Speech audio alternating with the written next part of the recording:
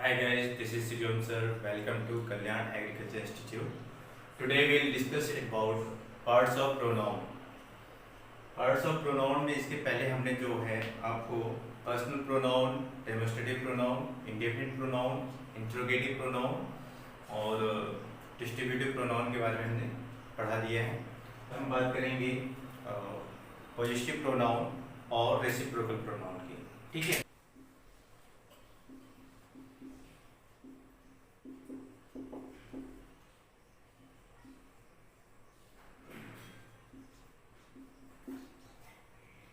Positive pronoun, ठीक है। Positive pronoun क्या होता है? Definition, the pronoun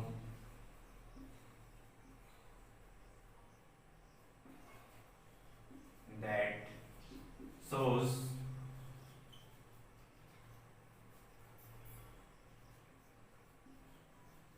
position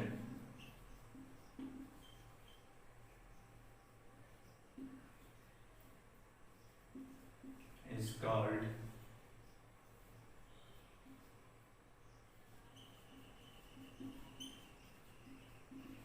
possessive pronoun. The pronoun that shows position is called possessive pronoun. Means ऐसा pronoun जो पोजीशन दिखाए। पोजीशन मतलब कि अधिकार, किसी वस्तु पर अपना अधिकार दिखाए, ऐसा प्रोनाउन हमारा पॉजिटिव प्रोनाउन कहलाएगा। ठीक है। एग्जांपल जैसे mine, ours, his, hers, yours, theirs, ये आपके पॉजिटिव प्रोनाउंस हैं। ठीक है। सेंटेंस में इसका इस्तेमाल कैसे होता है देखिए, जैसे दिस पेन इज माइन, यह कलम मेरी है। दिस पेन इज माइन, यहाँ पे माइन जो शब्द है ये आपका क्या है? Positive pronoun. ठीक है।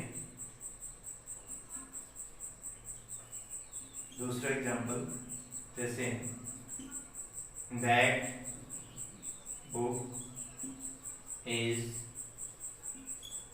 Yours, that book is yours, yours मतलब तुम्हारी, वह पुस्तक तुम्हारी है या आपकी है। तो यहाँ पे योर्स शब्द जो है हमारा पॉजिटिव प्रोनाउन है। ठीक है। ये रहा आपका पॉजिटिव प्रोनाउन। ठीक है। अब हम बात करेंगे आगे रेसिप्रोकल प्रोनाउन की। ठीक है।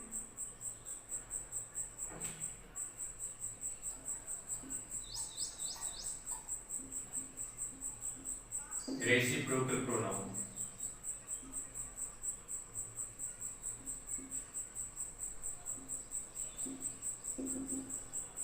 ठीक है। रेसिप्रोकल प्रोनाउन ऐसा प्रोनाउन जो एक दूसरे के आगे पीछे लगे रहते हैं। ठीक है। जैसे सेंटेंस में सब्जेक्ट के अकॉर्डिंग लगते हैं। अगर दो सब्जेक्ट हैं तो ईच अदर, और दो से अधिक सब्जेक्ट लगे रहेंगे तो वन अनदर का प्रयोग करेंगे। ठीक है। डेफिनेशन देख लेते हैं। The reciprocal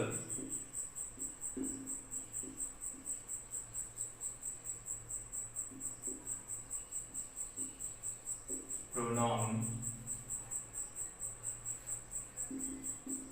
is used, the reciprocal pronoun is used when two subjects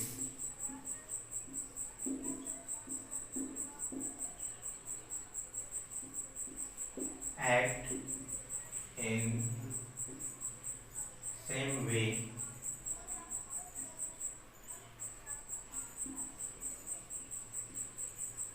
towards each other or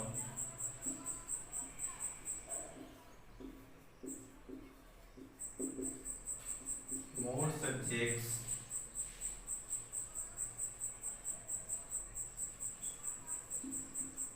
act in same way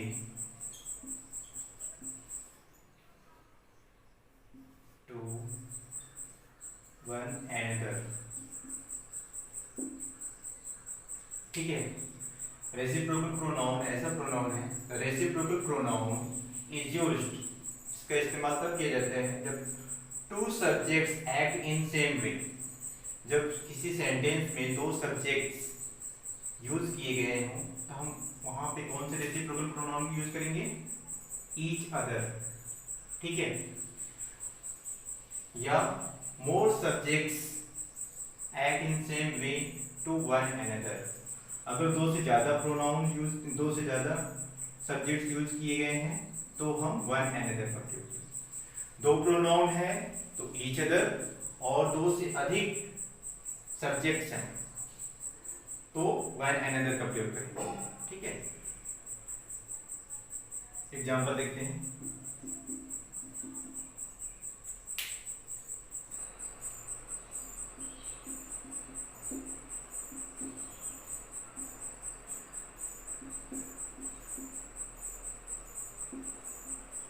reciprocal pronoun, इसका एग्जांपल देखिए आप लोग। ठीक है,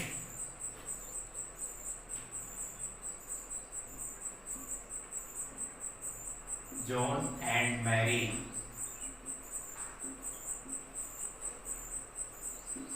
और टॉकिंग टू ईच अदर। ठीक है, दूसरा the bus and the car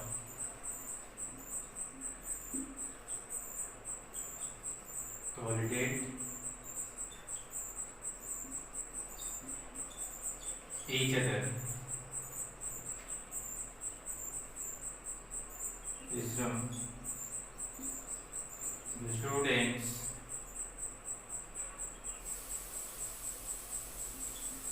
gave cards to one another for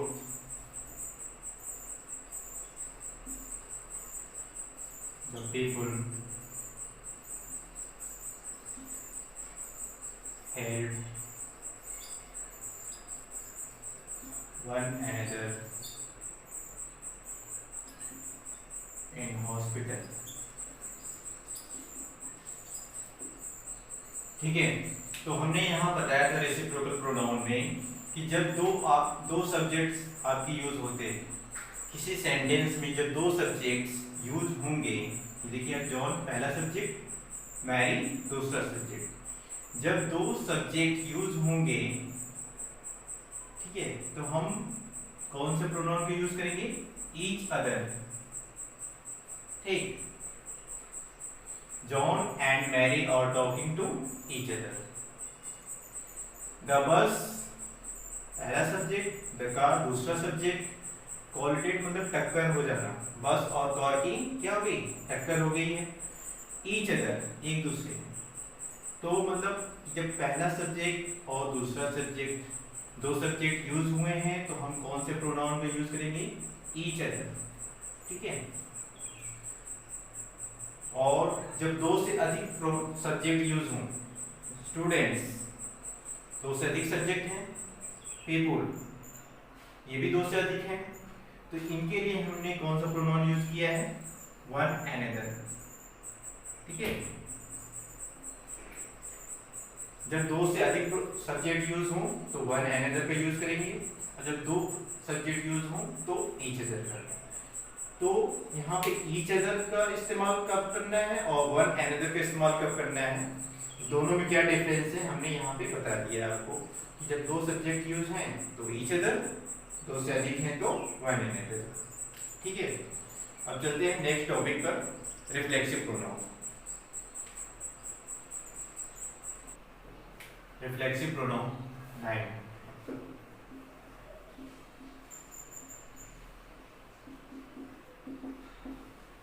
reflexive pronoun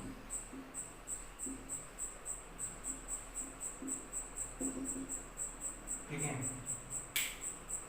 definition देखिए,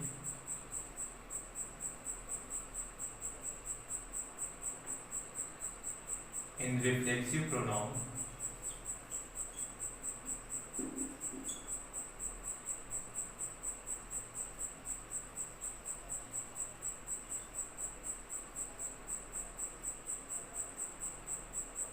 in reflexive pronoun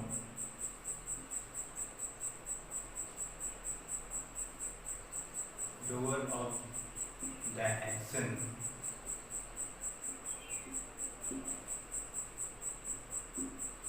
and also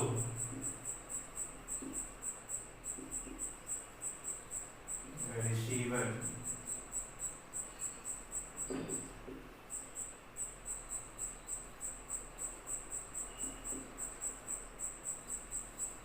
of the action।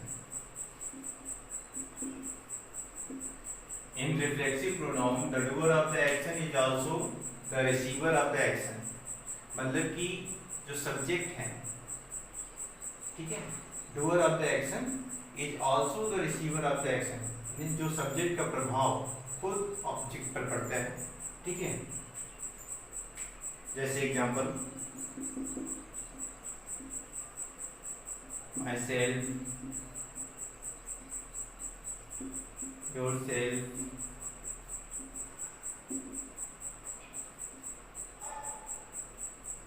himself,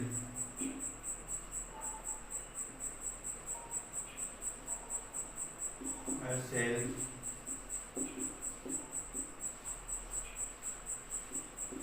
itself,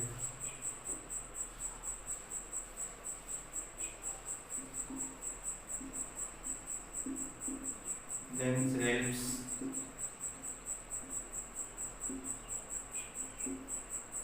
ourselves,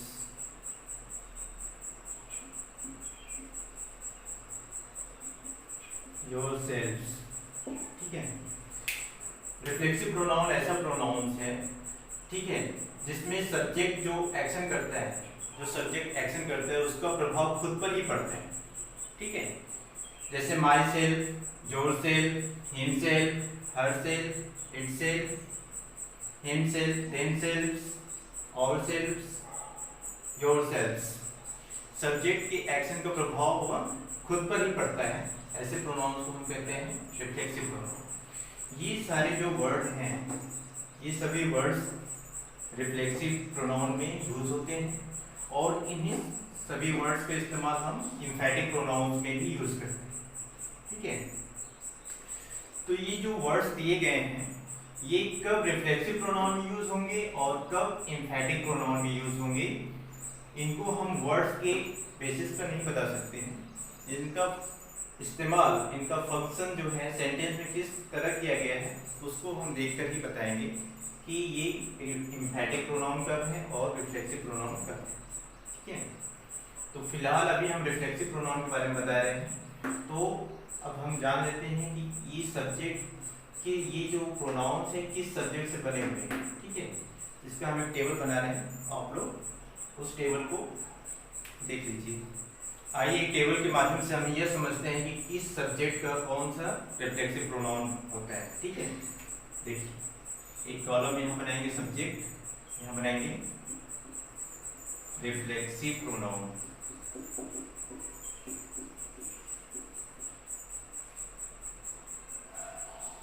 ठीक है।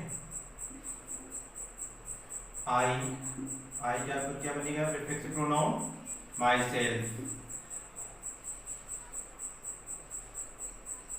वी का क्या, पहले हम सिंगुलर बनाएंगे, आई का माई सेल्फ, यू का योर सेल्फ, ठीक है। सी का her self,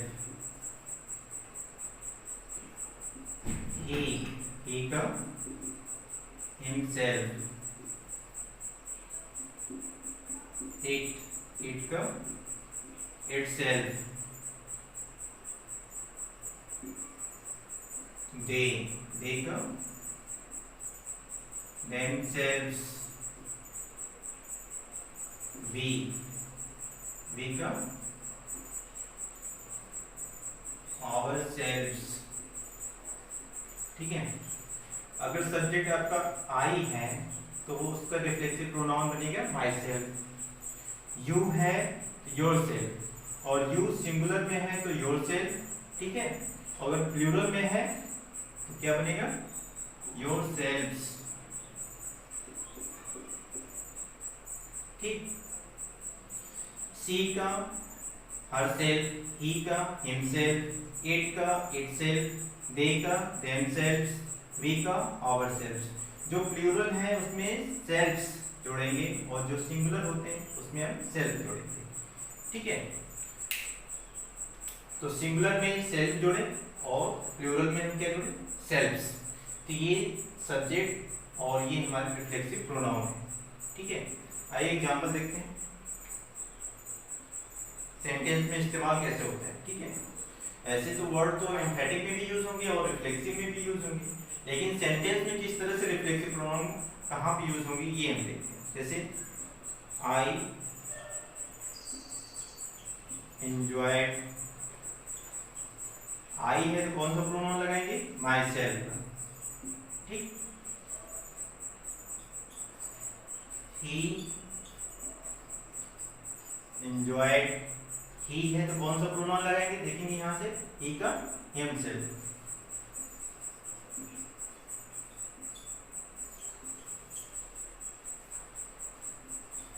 you should think about yourself। ठीक है, यू है तो कौन सा योरसेल्फ लगाएंगे। ठीक है, एक और ले लेते हैं example. The city is not very big itself। ठीक है, एक दो तीन चार। यहाँ पे हमने देखा इस्तेमाल कहाँ पे हुआ है ऑब्जेक्ट की तरह। ठीक है, ऑब्जेक्ट की तरह यहाँ ये इस्तेमाल हुआ है। ठीक है, ये हमारा सब्जेक्ट है, ये हमारा रिफ्लेक्सिव प्रोनाउन है। आई एंजॉयड माई सेल्फ, मैंने खुद से एंजॉय किया। ही एंजॉयड हिमसेल्फ, उसने खुद से एंजॉय किया। ही you should think about yourself, तुम्हें अपने बारे में सोचना चाहिए। ठीक है, the city is not very big itself, शहर ये शहर जो है खुद में अपने आप में बहुत बड़ा नहीं है। तो हमने देखा कि इसका इस्तेमाल कहाँ पे हुआ है वर्ब के बाद हुआ है। ठीक है, जबकि एम्फैटिक प्रोनाउन में क्या होता है ये वर्ब से पहले यूज होता है सब्जेक्ट के बगल में। ठीक है, ये रहा है रिफ्लेक्सिव प्रोनाउन का यूज। ठीक है, और आगे एक नोट करके लिखेंगे, आगे एक नोट करके लिखेंगे। नोट में इस बात को लिखेंगे, नोट में क्या है रिफ्लेक्सिव प्रोनाउन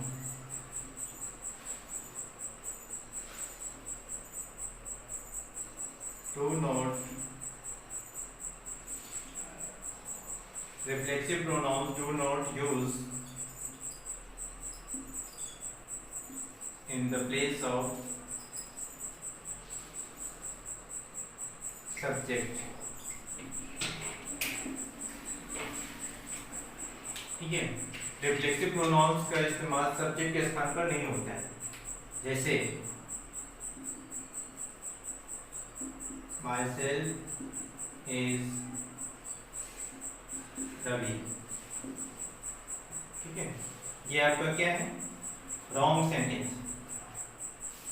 इसको हम बोलेंगे आई एम रवि या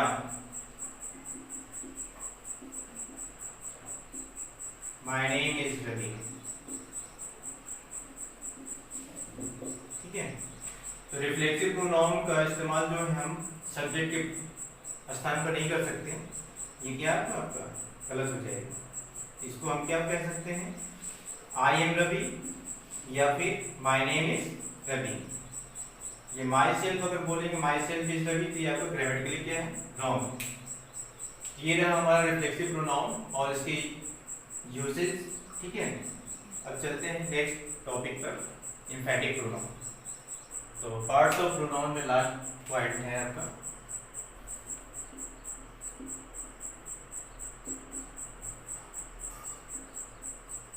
एम्फैटिक pronoun. Emphatic pronouns means emphasis. Sentence में जो एम्फेसिस शब्द मतलब कि प्रभाव डालना, जोर डालना। ठीक है, किसी बात पर जोर डालना। जैसे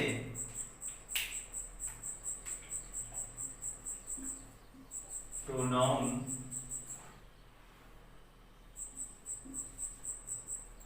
is used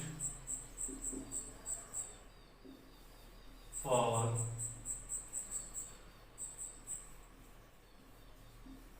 emphasis in the sentence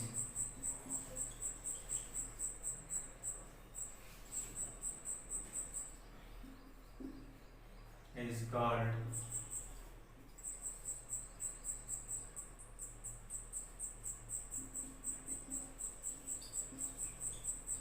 emphatic pronoun।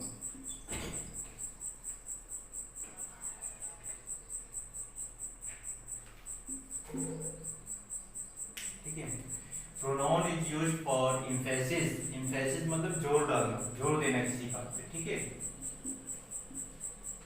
जोर देना।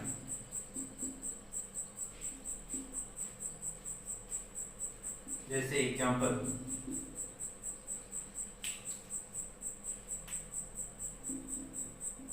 I myself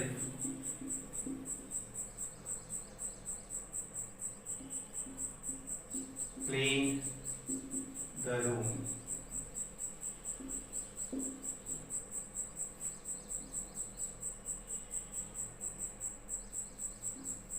She herself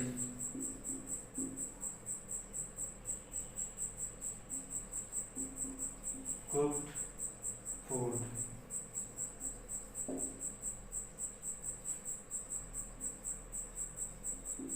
The city itself is not very big।